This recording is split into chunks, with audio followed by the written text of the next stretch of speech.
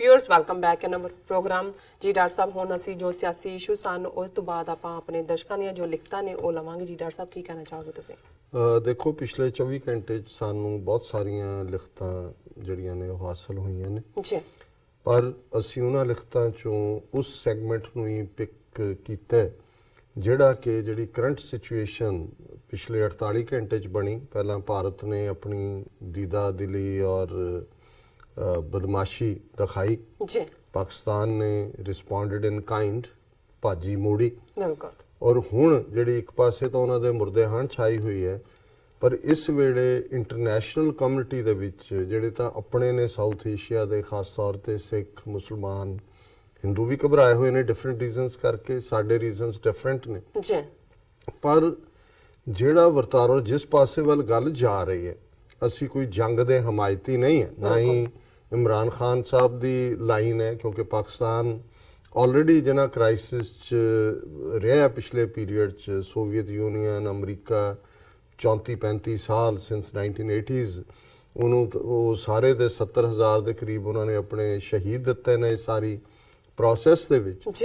ਸੋ ਜ਼ਾਹਰ ਹੈ ਵੀ ਸਿੱਖ ਕੌਮ ਜਿਹੜੀ ਕਿ ਤੀਸਰੀ ਧਿਰ ਹੈ, ਦੋਨੋਂ ਹੀ ਜਿਹੜੀਆਂ ਸਿਵਲਾਈਜੇਸ਼ਨਸ ਨੇ, ਤਹਿਜ਼ੀਬਾਂ ਦੇ ਵਿਚਕਾਰ ਜਮਨਾ ਪਾਰ ਇਹ ਬ੍ਰਾਹਮਣਵਾਦ ਔਰ ਵਾਘਾ ਪਾਰ ਇਸਲਾਮ ਬੇਸਡ ਮੁਲਕ ਔਰ ਜਿਹੜਾ ਮੋਰਾਕੋ ਤੋਂ ਸ਼ੁਰੂ ਹੁੰਦਾ ਹੈ, ਔਰ ਇੱਥੇ ਅਸੀਂ ਇਹਨਾਂ ਦੋਨਾਂ ਦੇ ਵਿਚਕਾਰ ਭਾਰਤ ਔਰ ਪਾਕਿਸਤਾਨ ਜਿਨ੍ਹਾਂ ਦੀ 1000 ਸਾਲ ਦੀ ਇੱਕ ਸਾਈਕੋ ਹਿਸਟਰੀ ਹੈ, ਉਸ ਦੇ ਵਿਚਕਾਰ ਇੱਕ ਬਫਰ ਹੈ ਜੀ। ਔਰ ਜ਼ਾਹਰ ਹੈ ਵੀ ਅਲਟੀਮੇਟਲੀ ਪਰਮਾਨੈਂਟ ਸੋਲੂਸ਼ਨ ਤਾਂ ਖਾਲਿਸਤਾਨ ਦੀ ਕਾਇਮੀ ਨਾਲ ਜੁੜਿਆ ਹੋਇਆ ਹੈ, ਪਰ ਕਿਉਂਕਿ ਅਸੀਂ ਇਸ ਜੰਗ ਦੇ ਜਿਹੜੇ ਕੀ ਨਤਾਇਜ ਹੋਣਗੇ ਜੇ ਇਹ ਛਿੜਦਾ ਉਹਦੇ 'ਚ ਜ਼ਾਹਰ ਹੈ ਜੋ ਇਮਰਾਨ ਖਾਨ ਉਹਨਾਂ ਨੇ ਕਿਹਾ ਕਿ ਵੀ ਨਾ ਫਿਰ ਮੋਦੀ ਤੇਰੇ ਕੰਟਰੋਲ 'ਚ ਹੋਣਾ ਹੈ ਨਾ ਮੇਰੇ 'ਚ ਹੋਣਾ ਹੈ। ਸੋ ਜ਼ਾਹਰ ਹੈ ਵੀ ਇਹ ਇੱਕ ਤਬਾਹੀ ਦੀ ਗੱਲ ਹੈ। ਔਰ ਮੈਂ ਮੇਰੀਆਂ ਯਾਦਾਂ 'ਚ ਤੇ ਪਿਆ ਸੀ ਕਿ ਜਦੋਂ ਇੰਦਰਾ ਗਾਂਧੀ ਨੇ 1974 ਦੇ ਵਿੱਚ ਪਹਿਲਾ ਐਟਮ ਬੰਬ ਦਾ ਤਜਰਬਾ ਕੀਤਾ ਪੋਖਰਾਨ 'ਚ, ਤੇ ਉਦੋਂ ਸੈਨੇਟਰ ਪੈਟਰਿਕ ਮੋਨੇਹਾਨ ਇਹ ਅਮਰੀਕਾ ਦਾ ਐਂਬੈਸਡਰ ਸੀ ਇੰਡੀਆ ਦੇ ਵਿੱਚ।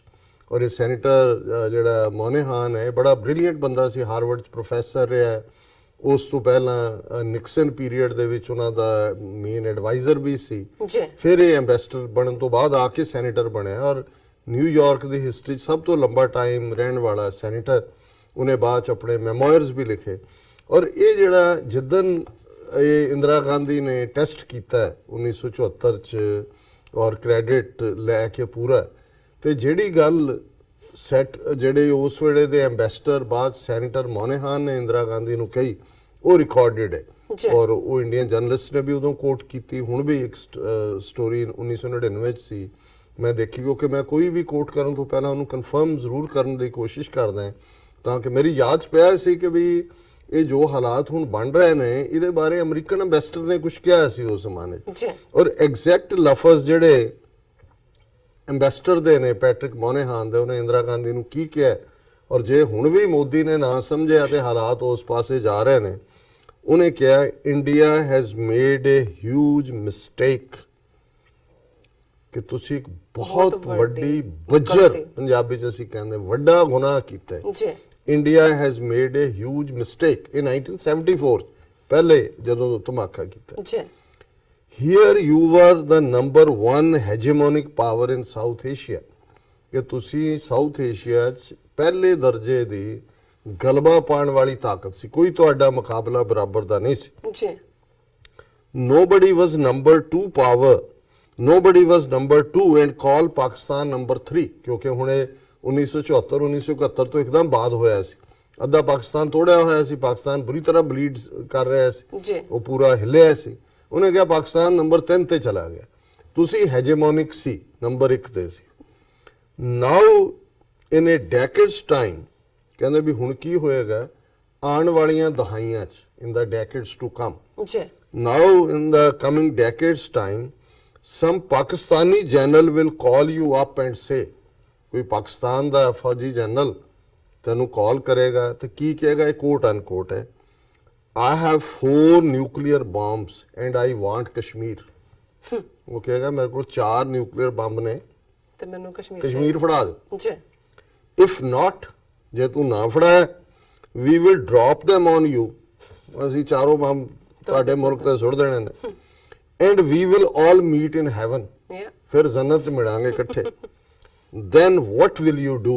Yeah. ਇਹ ਹੁਣ ਇਹ ਇੰਨੀ ਵੱਡੀ ਪ੍ਰੋਫੈਸੀ ਹੈ, ਮਤਲਬ ਇਹ ਹੈ ਵੀ ਤੁਸੀਂ ਨਿਊਕਲੀਅਰ ਰਸਤਾ ਚੁਣਿਆ, ਜੀ ਜ਼ਾਹਰ ਹੈ ਪਾਕਿਸਤਾਨ ਵੀ ਚੁਣੇਗਾ, ਬਿਲਕੁਲ ਤੁਹਾਨੂੰ ਤਾਂ ਮਰਨਾ ਆਉਂਦਾ ਨਹੀਂ, ਉਹਨਾਂ ਦੇ ਕਨਸੈਪਟ ਤਾਂ ਜੰਨਤ ਹੈ, ਸ਼ਹੀਦੀ ਹੈ, ਜੀ ਔਰ ਇਹ ਅਲਟੀਮੇਟਲੀ ਜਿਹੜਾ ਤੁਸੀਂ ਸਮਝਦੇ ਹੋ ਵੀ ਕਰਕੇ ਤੁਸੀਂ ਕੋਈ ਬਹੁਤ ਵੱਡੀ ਗੱਲ ਕਰ ਲਈ, ਤੁਸੀਂ ਆਪਣਾ ਬੇੜਾ ਗਰਕ ਕਰ ਲਿਆ, ਤੁਸੀਂ ਤਾਂ ਪਹਿਲਾਂ ਹੀ ਨੰਬਰ 1 ਸੀ, ਹੈਜੇਮੋਨਿਕ ਸੀ, ਬਿਲਕੁਲ ਔਰ ਉਦੋਂ ਤੁਹਾਡੇ ਕੋਲ ਕੀ ਜਵਾਬ ਹੋਏਗਾ ਜਦੋਂ ਕੋਈ ਜਨਰਲ ਨੇ ਕਾਲ ਕਰਕੇ ਕੁਝ ਦਹਾਈਆਂ ਬਾਅਦ ਕਿਹਾ ਕਿ ਜੀ ਸਾਡੇ 4 ਨਿਊਕਲੀਅਰ ਹੈਗੇ ਨੇ, ਨਿਊਕਲੀਅਰ ਫੜਾ ਦੇ ਕਸ਼ਮੀਰ, ਨਹੀਂ ਤਾਂ ਚੱਲ ਫਿਰ ਮਿਲਦੇ ਆ ਉੱਤੇ ਜੰਨਤ 'ਚ। ਜੰਨਤ ਚ ਮਿਲਦੇ ਆ।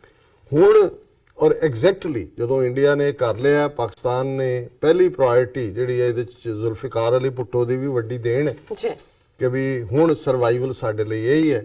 ਔਰ ਇਵੈਂਚੁਅਲੀ 1998 ਚ ਜਦੋਂ ਪਾਕਿਸਤਾਨ ਨੇ ਦੇਖਿਆ ਵੀ ਭਾਰਤ ਨੇ ਕੀਤਾ ਹੈ, ਔਰ ਭਾਰਤ ਨੇ ਉਦੋਂ ਇੱਕਦਮ ਕਰਨ ਤੋਂ ਬਾਅਦ LK ਅਡਵਾਨੀ, ਪ੍ਰਮੋਦ ਮਹਾਜਨ, ਉਹ ਕਹਿਣ ਇਵੇਂ ਪਾਕਿਸਤਾਨ ਨੂੰ ਧਮਕਿਆ, ਅਡਵਾਨੀ ਕਹੇ ਹਮ ਕਸ਼ਮੀਰ ਲੈਂਗੇ, ਅਬ ਲੈਂਗੇ, ਉਦੋਂ ਵੀ ਉਹਨਾਂ ਨੂੰ ਇਹ ਭੁਲੇਖਾ ਸੀ ਕਿ ਪਾਕਿਸਤਾਨ ਦਾ ਨਿਊਕਲੀਅਰ ਪ੍ਰੋਗਰਾਮ ਜਿਹੜਾ ਉਹ ਬਲਫ ਹੈ। ਜੀ ਜਿਵੇਂ ਹੁਣ ਇਹਨਾਂ ਨੂੰ ਭੁਲੇਖਾ ਸੀ ਨਾ ਵੀ ਅਸੀਂ ਉੱਥੇ ਜਾਵਾਂਗੇ, ਜਾ ਕੇ ਕਰਕੇ ਮੁੜਾਵਾਂਗੇ, ਔਰ ਉਹ ਤਾਂ ਸੈਲੀਬ੍ਰੇਟ ਕਰ ਰਹੇ ਸੀ, ਭੰਗੜੇ ਪਾ ਰਹੇ ਸੀ, ਉਹਨਾਂ ਨੇ ਤਾਂ ਸਮਝਿਆ 2019 ਦੀਆਂ ਚੋਣਾਂ ਜਿੱਤ ਲਈਆਂ ਅਸੀਂ। ਜੀ ਲੇਕਿਨ ਇਹਨਾਂ ਨੇ ਦੱਸ ਦਿੱਤਾ ਕਿ ਜਿਵੇਂ ਬਲਫ ਤੁਸੀਂ ਉਦੋਂ ਸਮਝਿਆ ਸੀ ਨਾ ਕਿ ਵੀ ਇਹ ਬਲਫ ਹੈ, ਬਿਲਕੁਲ ਇਹ ਹੁਣ ਤੁਹਾਡਾ ਅਸੀਂ ਬਲਫ ਜਿਹੜਾ ਇਹਨੂੰ ਵੀ ਬਲਫ ਆਫ ਕਰ ਦਿੰਦੇ ਹਾਂ।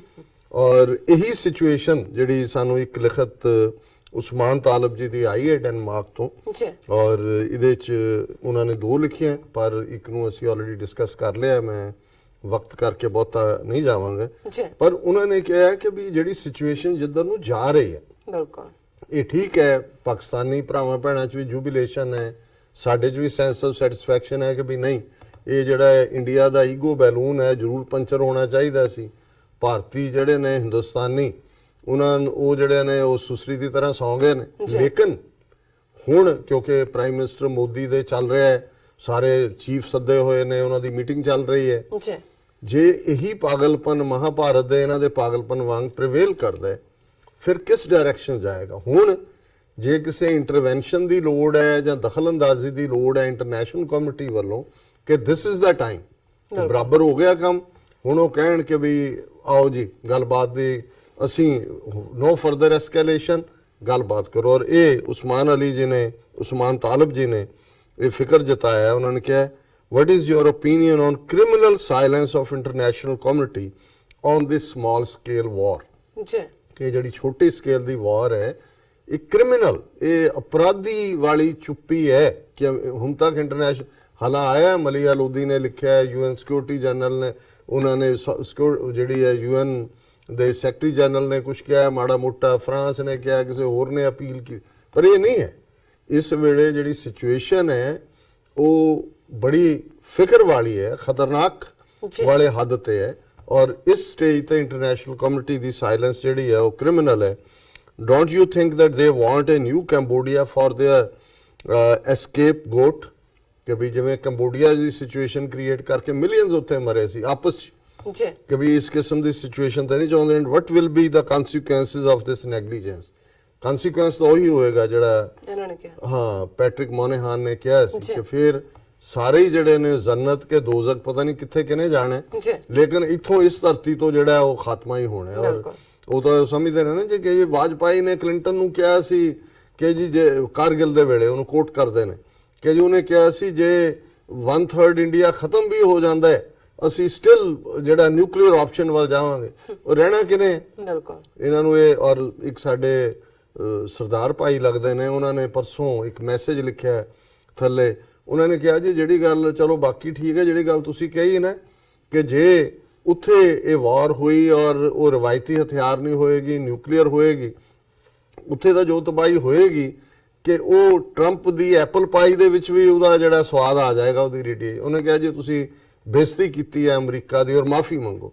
ਉਹ ਭਾਈ ਗੱਲ ਤੁਹਾਡੀ ਅਕਲ ਨਾਲ ਕਿਉਂ ਤੁਹਾਡਾ ਵੈਰ ਹੈ? ਕਦੇ ਪੜ੍ਹਿਆ ਤੁਸੀਂ ਕਿ ਨਿਊਕਲੀਅਰ ਦਾ ਜਿਹੜਾ ਹੈ ਅੱਜ ਜਿਸ ਲੈਵਲ ਦੇ ਨੇ, ਜਿੱਥੇ ਹੀਰੋਸ਼ੀਮਾ ਨਾਗਾਸਾਕੀ ਚ ਬਿਲਕੁਲ ਕਰੂਡ ਡਿਵਾਈਸ ਸੀ, ਉਹਦੇ 'ਚ ਵੀ ਅਜੇ ਤੱਕ ਵੀ ਵਿੰਗੇ ਟੇਢੇ ਬੱਚੇ ਜੰਮਦੇ ਨੇ ਉਹਨਾਂ ਦੇ 60 ਸਾਲ ਬਾਅਦ ਵੀ, ਜੀ ਕਿ ਜੈਨੇਟਿਕ ਡਿਫੈਕਟ ਕਿਵੇਂ ਹੁੰਦੇ ਨੇ। ਔਰ ਜਿਸ ਲੈਵਲ ਦੇ 200 ਨਿਊਕਲੀਅਰ ਵਾਰਹੈਡ ਪਾਕਿਸਤਾਨ ਕੋਲ ਨੇ, 150 200 ਇਸ ਤੋਂ ਥੋੜੇ ਘੱਟ ਇੰਡੀਆ ਕੋਲ ਹੋਣਗੇ, ਜੇ ਚੱਲਦੇ ਨੇ ਤਾਂ ਕਿੰਨੀ ਕੁ ਪਲੈਨਟ ਹੈ ਆਲਰੇਡੀ, এনवायरमेंट ਦਾ ਕੀ ਹਾਲ ਹੈ, ਉਸ ਸਾਰੇ ਦੇ ਵਿੱਚ ਜਿਹੜਾ ਹੈ ਉਹ ਫਿਰ ਉਹਦੀ ਐਪਲ ਪਾਈ ਚ ਆਏਗਾ ਕਿ ਨਹੀਂ। ਇਹ ਸਿੰਬੋਲਿਕ ਹੈ ਕਿ ਭਈ ਅਮਰੀਕਾ ਨੂੰ that needs to do something। ਜਦੋਂ ਕਲਿੰਟਨ ਨੇ ਨਿਊਕਲੀਅਰ ਫਲੈਸ਼ ਪੁਆਇੰਟ ਕਿਹਾ ਸੀ ਕਿ India Pakistan nuclear flash point ਦਾ ਮਤਲਬ ਕੀ ਹੈ, ਕਿਉਂਕਿ ਉਹਨਾਂ ਨੂੰ ਇਹ ਪਤਾ ਹੈ ਕਿ ਵੀ ਇਹ ਨਹੀਂ ਹੈ ਵੀ ਸਾਊਥ ਏਸ਼ੀਆ 'ਚ ਉਹ ਮਰ ਗਿਆ 1.5-2 ਬਿਲੀਅਨ ਬੰਦੇ ਜਾਂ ਨਕੰਮੇ ਹੋ ਗਏ, ਉਹ ਇਹਨੂੰ ਇਫੈਕਟ ਨਹੀਂ ਕਰੇਗਾ। ਸੋ ਘੱਟੋ ਘੱਟ ਕੰਟੈਕਸਟ ਦੇਖੋ, ਐਵੇਂ ਇੱਡੇ ਵੀ ਨਾ ਅਮਰੀਕਨ ਬਣੋ ਕਿ ਮੋਰ ਲਾਇਲ ਦੈਨ ਦਾ ਕਿੰਗ ਤੁਸੀਂ ਜਿਹੜਾ ਬਣਦੇ ਹੋ। ਸਾਨੂੰ ਵੀ ਫਿਕਰ ਹੈ ਕਿ ਟਰੰਪ ਦੀ ਜਿਹੜੀ ਹੈ ਉਹ ਬੇਇੱਜ਼ਤੀ ਖਰਾਬ ਨਾ ਹੋ ਜਾਏ, ਇੱਜ਼ਤ ਤਾਂ ਵਿਚਾਰੇ ਨੇ ਰਹਿਣ ਹੀ ਨਹੀਂ ਦਿੱਤੀ, ਹੁਣ ਤਾਂ ਬੇਇੱਜ਼ਤੀ ਖਰਾਬ ਹੋਣ ਵਾਲਾ ਕੰਮ ਹੀ ਹੈ। ਐਂਡ ਫਿਰ ਉਹਨੇ ਕਿਹਾ ਜੀ what will be the consequences of negligence, ਜ਼ਾਹਰ ਹੈ consequence ਕੀ ਹੋਏਗਾ ਜੀ। The two atomic states are eyeball to eyeball and the reaction from international community is very weak। ਕੋਈ ਸ਼ੱਕ ਨਹੀਂ ਹੈ ਕਿ ਅਜੇ ਤੱਕ ਕੋਈ ਸੀਰੀਅਸਨੈਸ ਉਸ ਲੈਵਲ ਦੀ ਨਜ਼ਰ ਨਹੀਂ ਆ ਰਹੀ।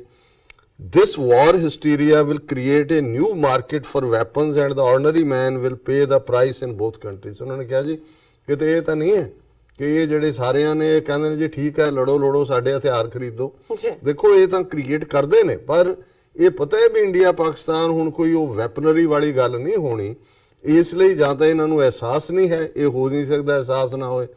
ਮੈਨੂੰ ਇਹ ਲੱਗਦਾ ਹੈ ਵੀ ਹਾਲ ਦੀ ਘੜੀ ਇੱਕ ਤਾਂ ਵੈਸੇ ਵੀ ਇੰਟਰਨੈਸ਼ਨਲ ਲੈਵਲ ਦਾ ਕੋਈ ਜਾਇੰਟ ਬੰਦਾ ਨਹੀਂ ਰਿਹਾ। ਹੁਣ ਟਰੰਪ ਹੈ, ਉੱਥੇ ਉਹ ਥੈਰੇਸਾ ਮੇ ਹੈ, ਉਹ ਬ੍ਰੈਕਸਿਟ 'ਚ ਹੀ ਫਸੀ ਹੋਈ ਹੈ, ਉਹਨੂੰ ਕੋਈ ਹੋਰ ਕੰਮ ਹੀ ਨਹੀਂ। ਜਦੋਂ ਦੀ ਆਏ ਉਹਨੇ ਇੱਧਰ ਡੀਲ ਬਣਾ ਉੱਧਰ ਬਣਾ, ਫਰਾਂਸ ਔਰ ਦੂਜੇ ਤੀਜੀ ਉਹ ਵੈਸੇ ਹੀ ਜਰਮਨ ਕੋਈ ਉਹਨਾਂ ਦਾ ਰੋਲ। ਸੋ UN ਦੇ ਵਿੱਚ ਵੀ ਵੈਸੇ ਹੀ ਸਪਾਈਨਲੈਸ ਗਟਲੈਸ ਟੁੱਥਲੈਸ ਆਰਗੇਨਾਈਜੇਸ਼ਨ ਪਹਿਲਾਂ ਹੀ ਸੀ, ਇਹਨਾਂ ਨੇ ਹੋਰ ਬਣਾ ਦਿੱਤੀ ਅਮਰੀਕਾ ਨੇ ਵੈਸੇ ਹੀ। ਫਿਰ ਕਿਨੇ ਚਾਈਨਾ ਜਿਹੜਾ ਗਵਾਂਢ 'ਚ ਹੈ, ਚਾਈਨਾ ਨੇ ਉਹ ਟ੍ਰੇਡ ਵਾਰ 'ਚ ਫਸਿਆ ਹੋਇਆ।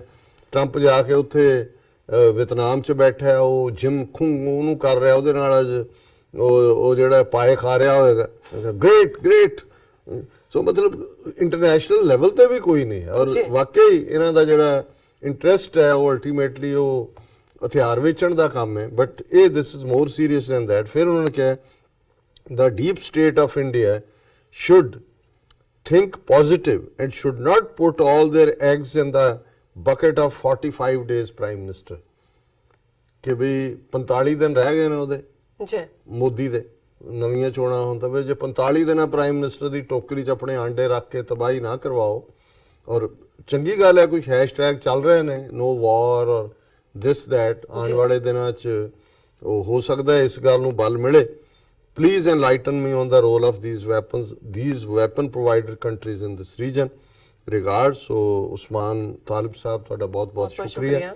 ਅਸੀਂ ਇਸ ਨੂੰ ਟੱਚ ਕੀਤਾ ਹੈ, ਬਾਕੀ ਦੇਖੋ ਅਸੀਂ ਵੀ ਇਹੀ ਦੁਆ ਕਰ ਸਕਦੇ ਹਾਂ ਕਿ ਉਹ ਹਾਲਾਤ ਨਾ ਬਣਨ ਕਿ ਵੀ ਜਿਹਦੇ 'ਚ ਮੁਕੰਮਲ ਤਬਾਹੀ ਵੱਲ ਸਾਡਾ ਖਿੱਤਾ ਜਾਏ।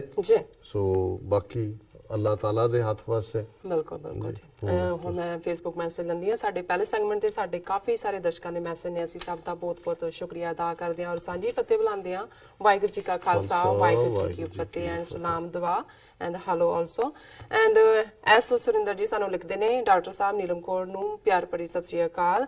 ਪਾਕਿਸਤਾਨ ਦੀ ਆਰਮੀ ਲੰਮੀ ਜੰਗ ਲੜਨ ਦੀ ਮਾਹਿਰ ਹੈ। ਪਾਕਿਸਤਾਨ ਦੀਆਂ ਕੁਝ ਆਪਣੀਆਂ ਮਜਬੂਰੀਆਂ ਹਨ, ਲੇਕਿਨ ਡਰਪੋਕ ਨਹੀਂ ਹੈ, ਕਿਉਂਕਿ ਭਾਰਤੀ ਏਜੰਸੀਆਂ ਨੇ ਪਾਕਿਸਤਾਨ ਦਾ ਚਾਰੇ ਪਾਸੇ ਕਾਫੀਆ ਤੰਗ ਕੀਤਾ ਹੋਇਆ ਹੈ।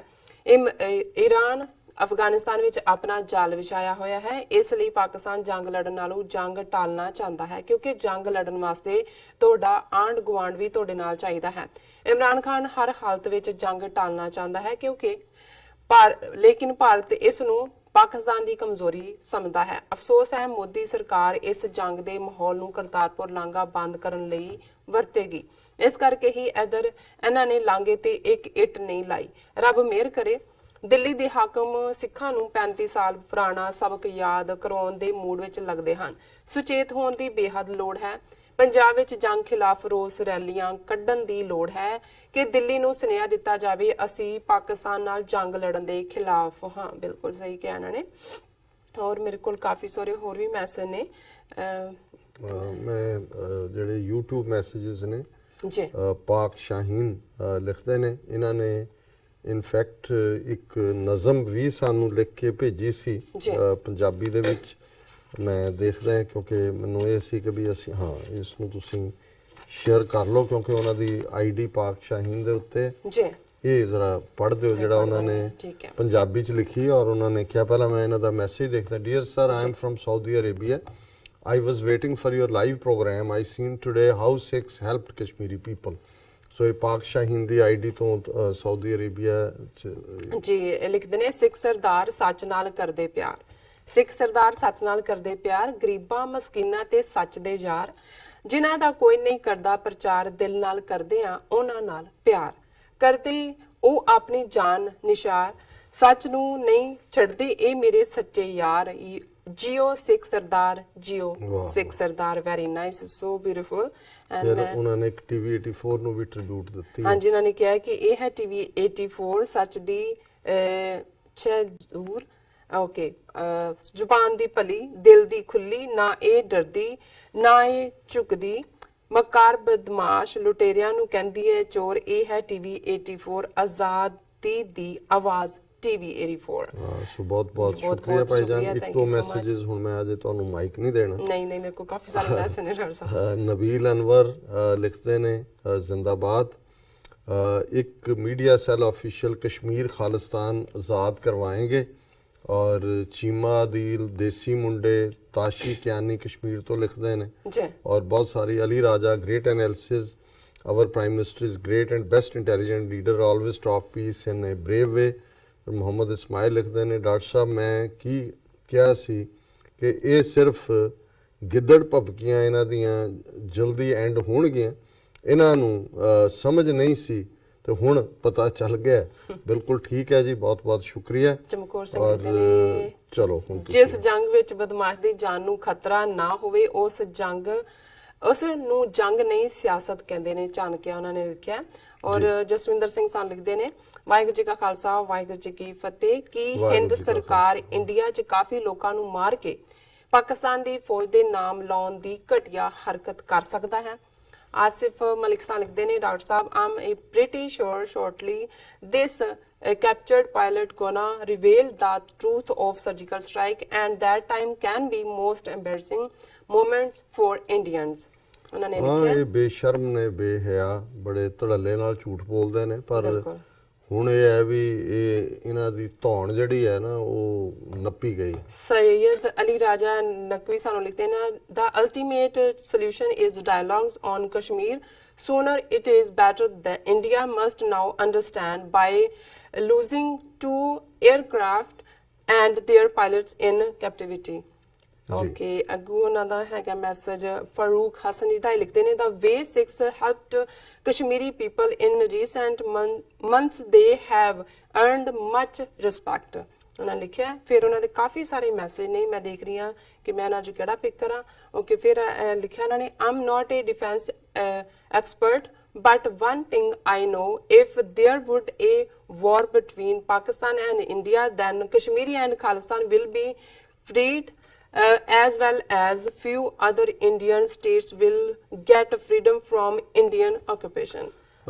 ਦੇਖੋ ਇਹਦੇ 'ਚ ਜਿਹੜਾ ਜਦੋਂ ਅਸੀਂ ਨਿਊਕਲੀਅਰ ਹੋਲੋਕਾਸਟ ਦੀ ਗੱਲ ਕਰਦੇ ਹਾਂ, ਕਿਉਂਕਿ ਜਿਸ ਹੱਦ ਤੱਕ ਫਿਰ ਇਹ ਲੜਾਈ ਜਾਏਗੀ ਇਹ ਬਰਬਾਦੀ ਹੋਏਗੀ। ਨਿਊਕਲੀਅਰ 'ਚ ਤਾਂ ਫਿਰ ਕਿਸੇ ਦੀ ਆਜ਼ਾਦੀ ਨਹੀਂ ਹੋਏਗੀ, ਸਭ ਦੀ ਬਰਬਾਦੀ ਹੋਏਗੀ। ਬਿਲਕੁਲ ਬਿਲਕੁਲ।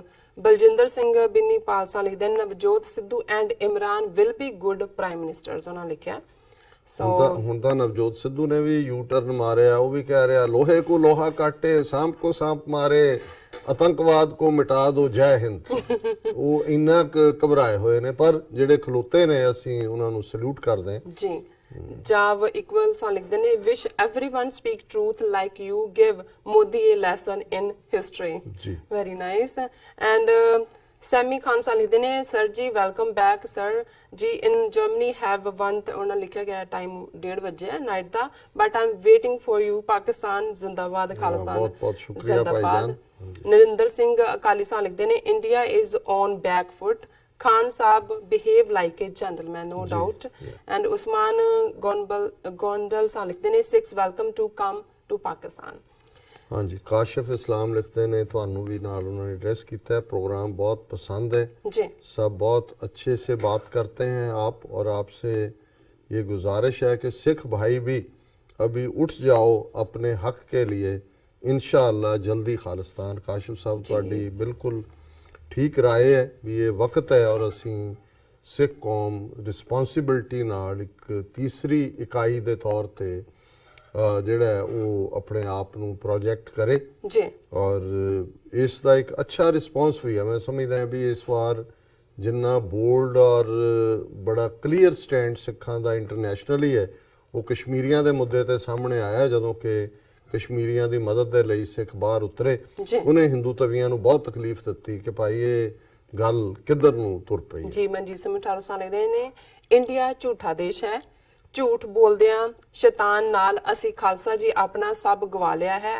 ਸਾਨੂੰ ਅੱਜ ਦੇ ਦੁਨੀਆ ਦੇ ਦੇਸ਼ਾਂ ਨੂੰ ਖਾਸ ਕਰ ਗ੍ਰੇਟ ਬ੍ਰਿਟੇਨ ਨੂੰ ਕਿ ਅਸੀਂ ਗੁਰੂ ਦੇ ਸਿੱਖ ਹਾਂ, ਸਾਡਾ ਆਪਣਾ ਦੇਸ਼ ਤੇ ਆਜ਼ਾਦੀ ਲਈ ਸਾਡੀ ਸ਼ਾਂਤਮਈ ਸਾਂਝੀ ਵਾਲਤਾ ਦਾ ਸਿਧਾਂਤ ਨੂੰ ਸਪੋਰਟ ਕਰਨ। ਖਾਲਸਾ ਜ਼ਿੰਦਾਬਾਦ ਉਹਨਾਂ ਨੇ ਲਿਖਿਆ ਹੈ। ਹਾਂ, ਬਹੁਤ ਸ਼ੁਕਰੀਆ ਮਠਾਰੂ ਔਰ ਸਾਹਿਬ। ਦਿਲਾਵਰ ਸਿੰਘ ਹੋਰਾਂ ਨੇ ਸਾਨੂੰ ਕਾਫੀ ਸਾਰੇ ਖਾਲਸਾ ਜ਼ਿੰਦਾਬਾਦ ਉਹਨਾਂ ਨੇ ਸਾਨੂੰ ਕਾਫੀ ਦਫਾ ਲਿਖਿਆ। ਸੋ ਨਾਈਸ, ਔਰ ਫਤਿਹ ਵੀ ਲਿਖੀ ਹੈ ਉਹਨਾਂ ਨੇ ਸਾਨੂੰ। ਮੇਰਾ ਖਿਆਲ ਹੈ ਵੀ ਹੁਣ ਹੁਣ ਅਸੀਂ ਬ੍ਰੇਕ ਤੇ ਚੱਲਦੇ ਹਾਂ। ਸਾਰਿਆਂ ਦਾ ਹੀ ਬਹੁਤ ਕਲੈਕਟਿਵ ਸ਼ੁਕਰੀਆ ਅਦਾ ਕਰਦੇ ਹਾਂ ਜਿਨ੍ਹਾਂ ਨੇ ਔਰ ਸਾਨੂੰ ਬਹੁਤ ਲਿਖਿਆ। ਤੁਹਾਡੀ ਸਭ ਦੀਆਂ ਲਿਖਤਾਂ ਔਰ ਜਿੰਨਾ ਪਿਆਰ ਤੁਸੀਂ ਸਾਨੂੰ ਦਿੰਦੇ ਹੋ, ਤੁਸੀਂ ਤਾਂ ਸਾਨੂੰ ਪਿਆਰ ਨਾਲ ਰੋਜ਼ ਨਵਾ ਦਿੰਦੇ ਹੋ। ਤੁਹਾਡਾ ਬਹੁਤ ਬਿਲਕੁਲ, ਬਹੁਤ ਸੋ ਨਾਈਸ, ਸੋ ਧੰਨਵਾਦ। ਨਾਈਸ। ਵਿਊਅਰਸ ਦੋਸਤਾਨਾ ਇਸ ਤਰ੍ਹਾਂ ਬਨੇ ਰਹਿਣਾ ਹੈ। ਮਿਲਦੇ ਹਾਂ ਛੋਟੇ ਜਿਹੇ ਬ੍ਰੇਕ ਤੋਂ ਬਾਅਦ।